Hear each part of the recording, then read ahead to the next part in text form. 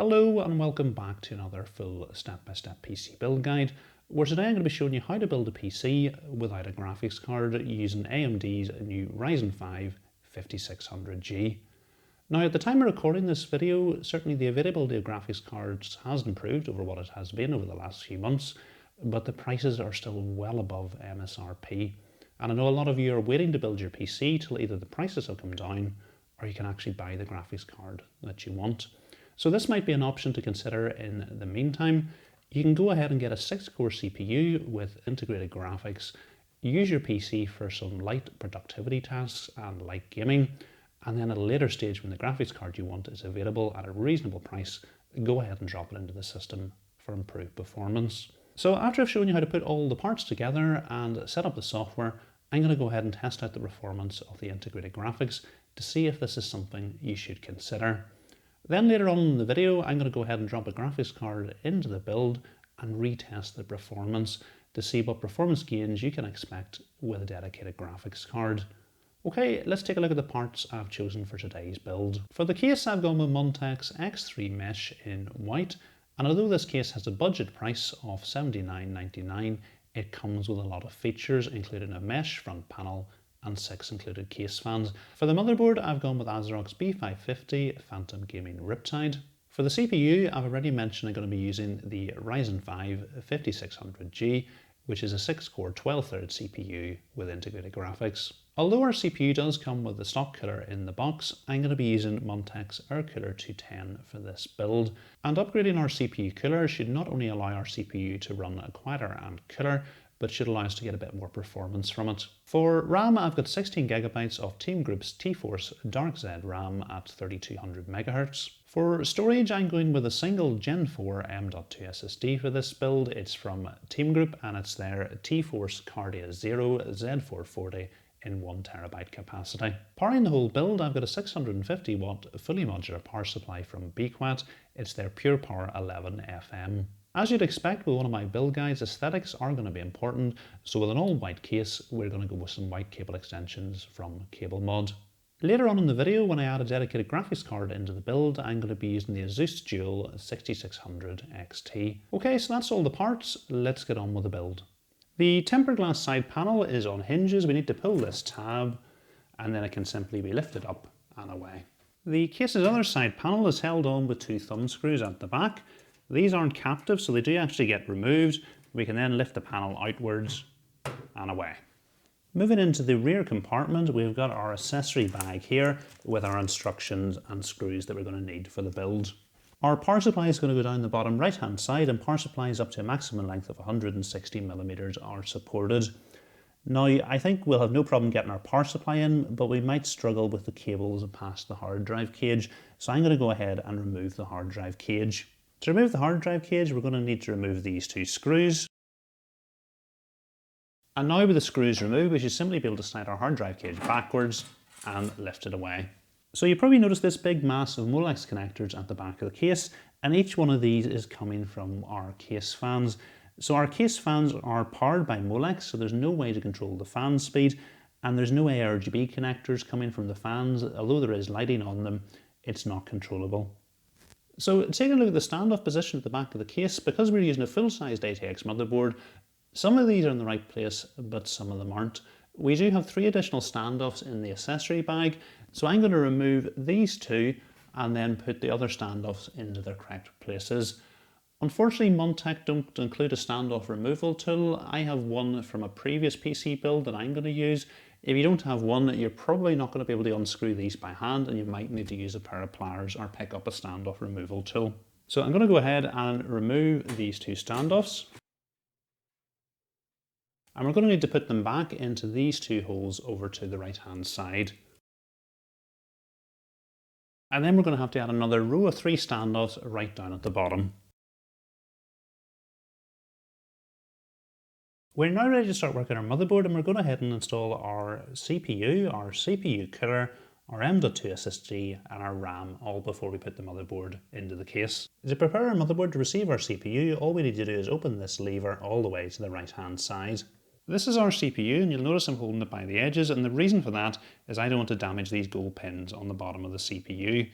The other thing I want to point out, if you look at the corner in the top of the screen, it's got a gold triangle on it. None of the other corners have this triangle.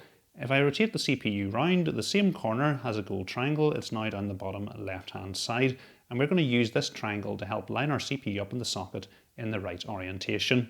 Taking a closer look at our socket, you'll notice the corner on the top left-hand side has a little triangle on it, and we've also got a little white mark on our motherboard. So it's this corner that we're going to need to line up with the gold triangle on our CPU. So I've got the CPU in the right orientation. I'm just going to hover it over the socket and let it fall into place. There we go, so that's it falling into the socket now. So all I need to do to finish installing our CPU is close this little lever. This motherboard has two M.2 SSD sockets. We've got one behind this heatsink and one here. This M.2 socket is for a Wi-Fi card. Now importantly, it's only the top socket that will support Gen 4 speeds. Our top socket also has a heatsink on it to help our drive stay cool, so it's the top socket we're going to want to use. Our heatsink is held on with two screws, which we need to go ahead and loosen. To install our M.2 SSD, all we need to do is insert it into the socket at a slight angle, and then whenever we re-secure our heatsink, the same screw hole in the heatsink is going to secure the drive in place. Importantly, if you are using the motherboard for the first time, you'll have some plastic protection on the back of the heatsink you're going to need to remove. I've used it before and this is why I don't have any. We're now ready to go ahead and install our RAM. We've only got 2 sticks of RAM but 4 sockets. So we're going to need to install ours in the second and fourth one along from the CPU. So I'm going to go ahead and open these clips.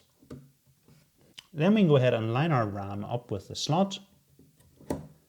Once we're happy everything is lined up, I'm going to go ahead and apply some firm pressure and it's going to clip into place. We're now ready to install our CPU cooler, and first thing to do is to remove the 2 stock clips. Each is held on with 2 screws. Importantly, don't throw these away because you want to change your CPU cooler or sell your motherboard, you're going to need them in the future. The best place to keep them is the motherboard box. Next we need to add a spacer over each corner. Then we're going to need to add this bracket to each side. On the end of the bracket we've got 2 holes. It's the one closest to the middle that we're going to want to put our screws through. And then we're going to go ahead and pass these through the spacers into our motherboard's back plate. And what I would recommend doing is trying to get the screw tightened by hand a couple of turns. And then we can go ahead and fully tighten it using the screwdriver.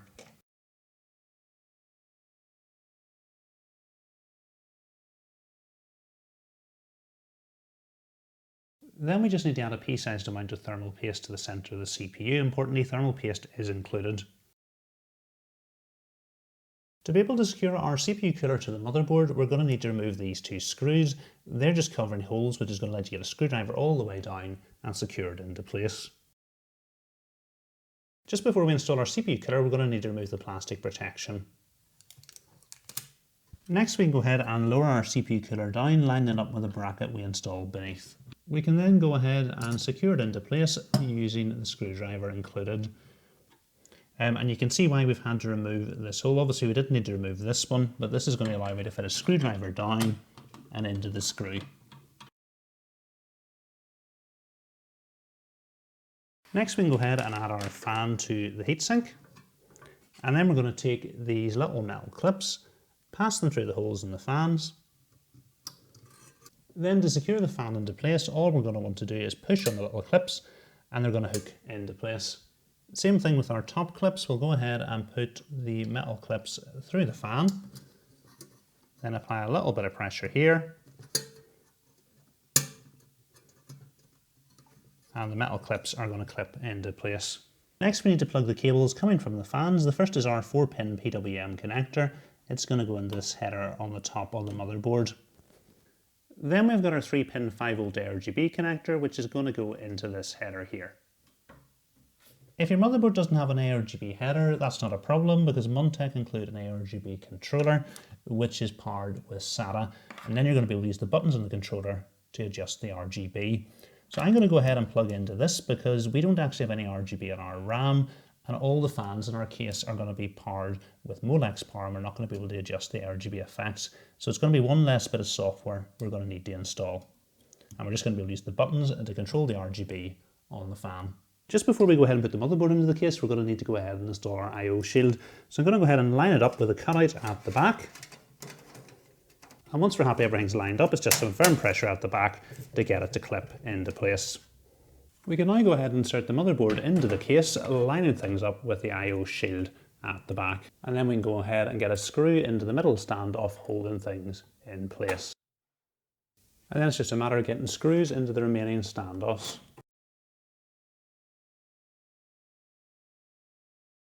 You will find this step much easier if you lie the case down on its back. I did it this way to give you guys a better view of me securing things. Next thing for us to do is just to plug the cables coming from our CPU cooler fan through to the back of the case. Next we can go ahead and get our case cables plugged in. Our first one's going to go into this header down the bottom left hand side of the motherboard, and that's our HD audio cable, which is going to let our headphone and microphone jack on the front of the case work. So we'll go ahead and bring it through the cutout. Now be careful when you're plugging this in. There is a pin missing in the top row in the motherboard, so we're going to need to line the cable up the right way round. And then we'll pull the excess cable through to the back. Next is our USB 2.0 cable, and we've got 3 headers down the bottom of the motherboard. So we'll bring the cable through the same cutout. Again, we've got a pin missing, so we're going to have to line the cable up the right way and push into place, and then pull the excess cable through to the back. Next we need to plug in our front panel connectors, and they're going to go into this header down the bottom right hand side of the motherboard. You need to pay real close attention to which pins you're plugging each of the cables into, and I find it's best to start in the bottom row, because if you plug the top row in first, you're not going to be able to see the bottom row. So pins 1 and 2, working from left to right along the bottom row, are for hard drive LED positive and hard drive LED negative. So we'll go ahead and bring the cable through the cutout. We're going to need to plug it in with the text facing down the way, and we'll push it into place and pull the excess cable through to the back. Next to that, into pins 3 and 4 from the left hand side in the bottom row, are for our reset switch. It doesn't matter which way this one goes in, but I'm just going to plug it in with the text facing down the way. Moving up to the top row, working from left to right, pin 1 is for power LED positive, pin 2 is for power LED negative. So we'll go ahead and get those plugged in. Pins 3 and 4 in the top row are for our power switch. It doesn't matter which way this one goes in, so I'm going to plug it in with the text facing down the way. And then just going to pull all the excess cable through to the back. Next, our USB 3.0 cable is going to go into this header here. So we'll go ahead and bring it through the cutout, line it up, and push into place, and then we'll pull the excess cable through to the back. We're now ready to go ahead and install our power supply. Our power supply is fully modular, which means none of the cables come plugged in. I've already gone ahead and plugged the cables in that we're going to need. So we're going to need a 24-pin cable for our motherboard. We're going to need 2 EPS cables, an 8-pin and a 4-pin cable to provide additional power to our CPU. And I've also plugged in a SATA cable because we're going to need that to power our fans and also the controller for our RGB on our CPU fan. As well, because I'm going to show you how to install a graphics card later on, I've plugged in a single PCIe cable, but again, if you're not going to do that, you can leave it out. As well, as I've mentioned, I've gone ahead and plugged in some white cable extensions to the end of our power supply cables. All this is going to do is improve the look of the build. Obviously, it's an extra cost and it's completely optional. You can, of course, use the black cables that came with the power supply. So just before we put the power supply into the case, this is the power supply's intake fan. It's going to get fresh air from the vented panel at the bottom, so it's important we install it with the fan facing down the way. So we can go ahead and slide our power supply into the bottom of the case, and then all the way to the back. Then we can go ahead and secure our power supply into place using these screws from the accessory bag. Next we can go ahead and get our power supply cables plugged in, so we'll go ahead and bring our 8-pin EPS cable through the cutout at the top, line it up with the motherboard, and push into place. On the cable itself, we've got some cable combs, which is going to help organise the cable. Next to it, we've got our 4-pin connector, so we're going to go ahead and plug it in. Then we've got our 24-pin cable, so we'll go ahead and bring it through this cutout here.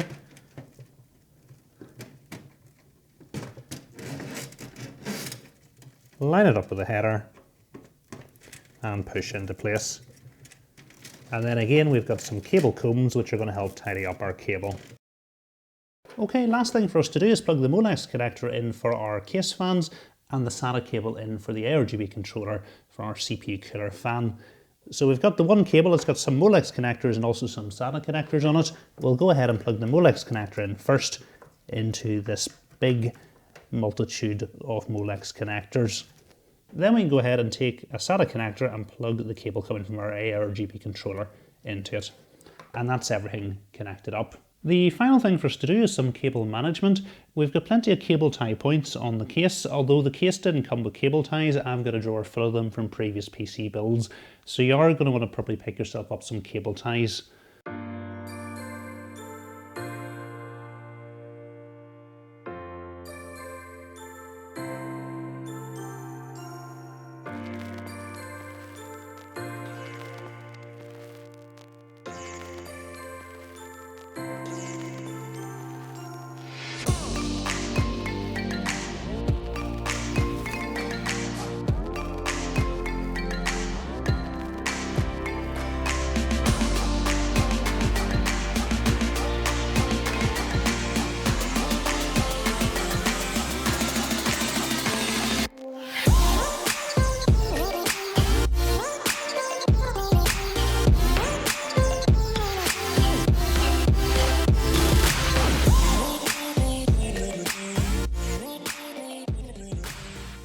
Okay, that's the build complete. Next thing for us to do is flip the power switch and see if we get a boot screen. There is two important steps that I've already taken. I've plugged a HDMI cable into our motherboard. Normally we would plug that into the graphics card, but obviously we don't have a graphics card in this build. The next thing I've done is loaded a Windows 10 bootable USB drive into the back of the PC. If you don't know how to make one of those, I've made a video on it and you'll find a link to that in the description. Okay, let's flip the power switch and see what happens. So that's good. We've got all the fans spinning and lights on the motherboard. Next thing we're going to have to do is just watch the monitor and see what happens. So that's a good sign. We've got the ASRock logo appearing. And then we've got the Windows logo appearing as well, which means our PC has found the bootable USB drive in the back of the PC and loaded off that. Next thing for us to do is install Windows 10, but I've actually already made an installation guide using this motherboard in my Corsair 5000D build. So I don't want to repeat things. I'm going to go ahead and do that off camera and then I'll come back to you. Okay, so I've gone ahead and installed Windows 10, got it fully up to date, installed all the drivers just the same as what I did in my Corsair 5000D video, and you'll find a link to that video in the description. The only slight difference from that video that rather than installing the NVIDIA drivers, I've gone ahead and installed the AMD drivers from our motherboard's page, and they install just exactly the same way as the other drivers. As well, because we're not using our motherboard to control any of the RGB on the fans, I haven't installed any RGB software, so it was really quite a simple setup. We're now over in the BIOS and I want to show you how to set things up. So you can see we've got version 1.2 of the BIOS. 1.3 is available, so the first thing I'm going to do is update it. So we click on Tool, we're going to click on Instant Flash. It's found version 1.3 on the USB drive that I have plugged in, and again in that Corsair 5000D video I showed you how to update it to 1.2 from 1.0. So I'm just going to go ahead and click on Update. Click Yes. Okay, that's the BIOS updated successfully. We can press OK. Okay, so that's us back into the BIOS and you can see we're now updated to version 1.3. It's picked up our Ryzen 5 5600G with Radeon graphics. Now the first thing I'm seeing is our memory is currently running at 2400 MHz. So I'm going to go ahead and click on OC Tweaker, and down where it says Load XMP Settings, I'm going to click on it. And then I'm going to select profile number 2, which is 3200 MHz. Next I'm just going to click on the hardware monitor. There is only one fan plugged into our motherboard, and it is our CPU fan 1, and it's currently running in the standard mode. So I'm just going to leave it in the standard mode.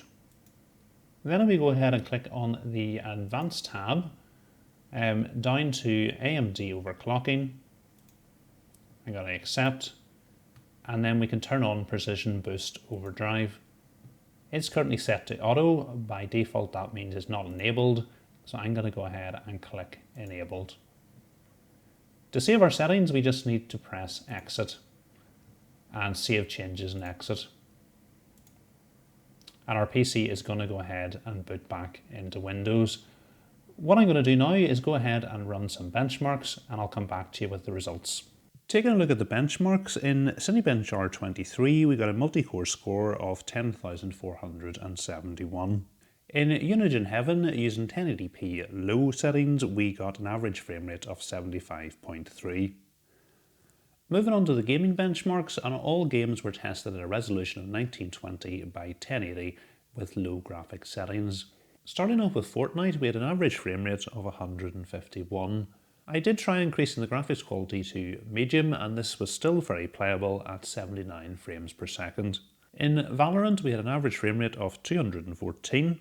In Shadow of the Tomb Raider, using the game's built-in benchmark, we had an average frame rate of 27. And as you can see from the footage here, this really wouldn't be playable. It was a similar story with Watch Dogs Legion. Again, using the game's built-in benchmark, we had an average frame rate of 24. Finally, with Assassin's Creed Valhalla, we had an average frame rate of 27, again using the game's built-in benchmark, and as you can see from the footage, this really wouldn't be playable at this frame rate. So a few months ago I made a similar build guide to building a PC without a graphics card using Intel's i5-11500, and actually I used a lot of the same components that I did in this system. So we had the same RAM, the same SSD, so I thought it would be interesting to actually compare the built-in graphics performance with the i5-11500 and the Ryzen 5 5600G. So starting off with the CPU's performance in Cinebench, we can see the 5600G outperformed the 11500, but only by a very slight margin. And it is important to note that the 5600G is a significantly more expensive processor. Looking at the rest of the benchmarks, it becomes clear why you might want to pay more for the 5600G, and that is the integrated graphics offer significant benefits over the integrated graphics in the 11500, and in some of the benchmarks you're getting over double the performance. To give a specific example, playing Fortnite at 1080p with medium settings on the 11500 was really unplayable. There was lots of stutter and it wasn't smooth at all, whereas with the 5600G it was a very smooth gaming experience. Moving on to take a look at the temperatures, and you can see these were fairly impressive, with our CPU idling at 30 degrees and reaching a maximum of 69 during a 10-minute IDA64 stability test. Our integrated graphics again remained relatively cool at 25 at idle and increasing to a maximum of 64 during the IDA64 stability test. So while the temperatures were very impressive, the noise levels were far from impressive. At idle, our PC had an average noise level of 42 decibels, and during the IDA64 stability test, the average noise level was only 2 decibels louder at 44 decibels. The high noise levels in the build were due to the Molex powered fans spinning at 100% all of the time. And to put the noise levels in context, in my 500DX build, I had idle noise of 30 decibels, reaching a maximum of 40 decibels during the IDA64 stability test. And as you can see here, this PC was actually louder at idle than the 500DX build was under full load. The next thing I did was I went ahead and installed our 6600 XT and reran the benchmarks again to give you an idea of the performance you could expect should you add a dedicated graphics card into the build at a later stage. So taking a look at the gaming benchmarks, and we were getting some very acceptable frameworks with the 5600G paired with the 6600 XT. In particular, I want to draw your attention to the last three games, because with the integrated graphics we weren't really able to play them at all at 1080 low, where with 1080 high we're getting some very acceptable frame rates. So summarising the benchmarks, I think if you're wanting to build a PC with integrated graphics, I would definitely go with the 5600G over the 11500, because as you can see in some of the benchmarks you're getting over double the performance. But should you actually build a PC with integrated graphics? And I think it depends what you're planning on using your PC for. So if you're planning on using it for browsing the web and playing games like Fortnite and Valorant, you're actually going to have a pretty good experience with just the integrated graphics. If you're somebody who's building your PC to play more powerful AAA games, obviously the integrated graphics alone aren't going to be good enough for you. But there is still two advantages to building your PC with something like the 5600G and then adding a dedicated graphics card in at a later stage. The first thing is you're going to be able to get your PC up and running rather than sitting and waiting for the graphics card to become available. And you're going to be able to use your PC for other tasks. The other big advantage of it is that should something happen to your graphics card in the future and you have to send it away for RMA, which can take over a month, you're going to have no computer if you get a CPU without integrated graphics. If your CPU does have integrated graphics, no problem, send your graphics card away. You're still going to be able to use your PC for work, browsing the web and some light gaming while your graphics card is being prepared. So you've got a backup in your system. And certainly this happened to me. I built my son his first gaming PC. After about a month, the graphics card failed. It was sent away and took a month to come back. And at this stage, I didn't have a shelf full of PC parts where I could just drop something else into his system. So he had no PC for a month. Had we got a CPU with integrated graphics, at least he would still have been able to use his computer for his schoolwork. So hopefully you found the video useful. If you have, please remember to give it a thumbs up. And if you're not currently subscribed to the channel, please hit the subscribe button as well. Thanks for watching.